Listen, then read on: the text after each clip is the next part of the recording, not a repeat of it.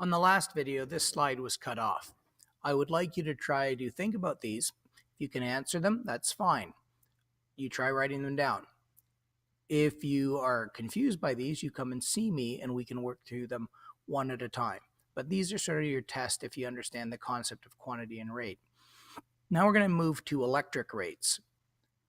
So if you're viewing this strictly for the scientific investigation skills general concept, now we're moving into an explicit use, which is in the electricity section. This is a kind of chart your parents might have on the fridge that shows them how much they're paying for electricity at different times of the day.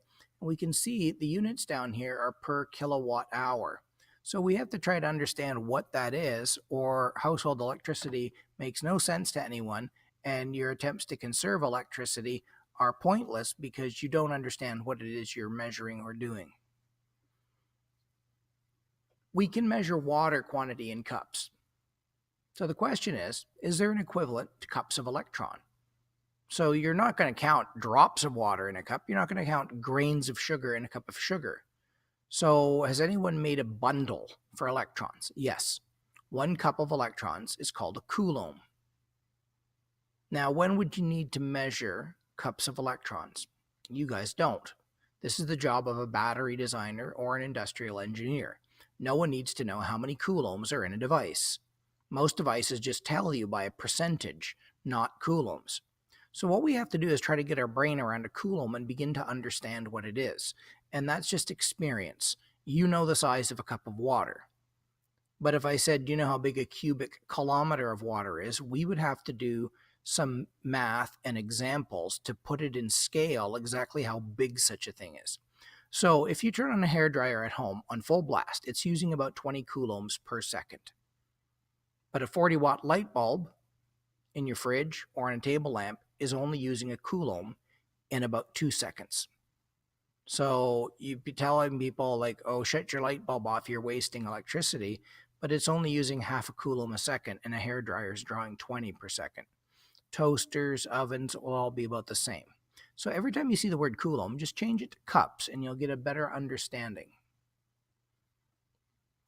Of course, you're going to ask me how many electrons are in a Coulomb. And it's 6.24 times 10 to the 18th electrons, rounded. Why would they make that number? Why not make a Coulomb 1,000,000 electrons? Well, it's because the Coulomb was created long before people knew what electrons were. It's like in the 1700s. So the guy just made a measuring device, and if it charged up to a certain level on his machine, he just put a little mark of ink there and said, this is level 1.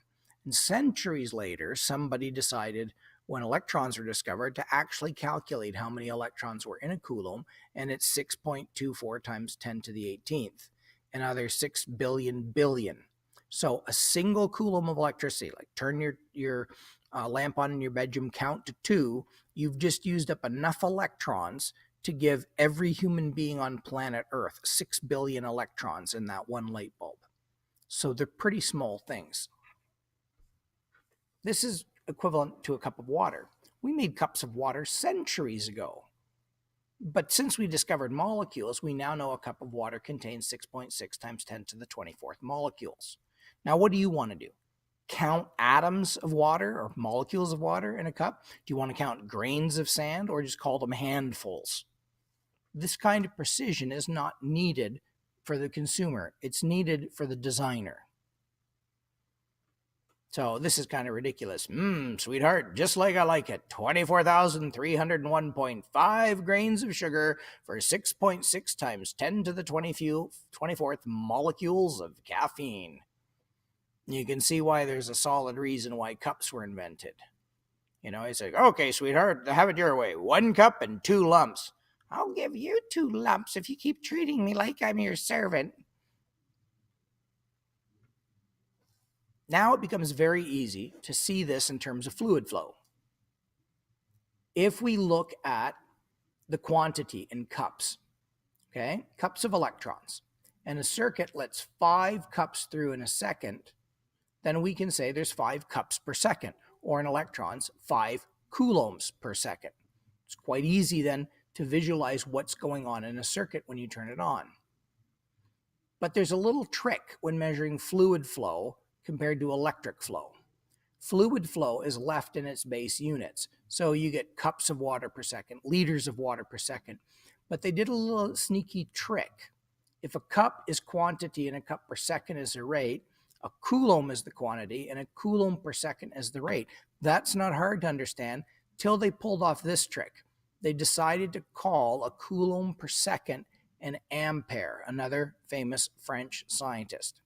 So 10 coulombs per second is the same as 10 amps or amperes. Unfortunately, this hides that divide by second, and it tends to leave most people, adults included, thinking that amps are a total. Oh, like there's 4 amps in the circuit. That would be as silly as saying, you know that water pipe to your house? I bet you there's like 5 liters in it. It's like, there isn't a total in the pipe. There's as much as it's turned on. Or saying to your person like, wow, $8 an hour, is that a lot of money? It's not a total. You can't treat it that way. So your trick for understanding is every time you see this A, I want you to change it in your head to a cup per second. Otherwise, you'll successfully do the math, but not understand what you're doing. Let's take a look at an example calculation. Instead of a water tank full of liters, we now change it to cups. There are 10,000 cups of water in this tower, and it takes 200 seconds to drain.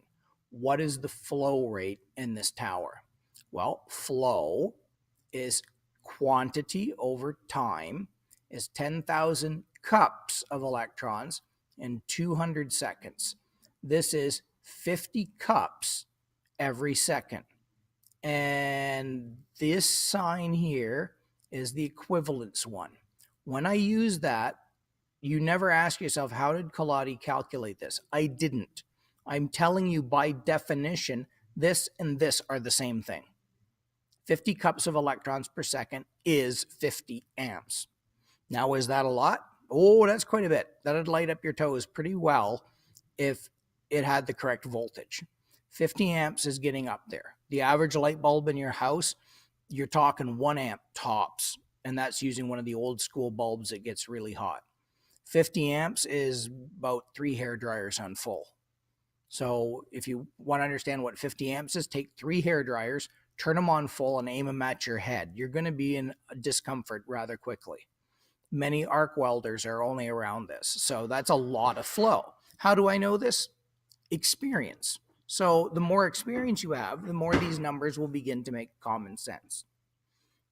If you're reading this in terms of electricity, now it's time to move on to the circuit portion of this and start examining current in these 2 circuits. And there's an assignment to discuss what you think happens to the flow when there's a single path through all these versus a flow that splits. And that's an assignment you want to do first before you move on to more stuff in electricity.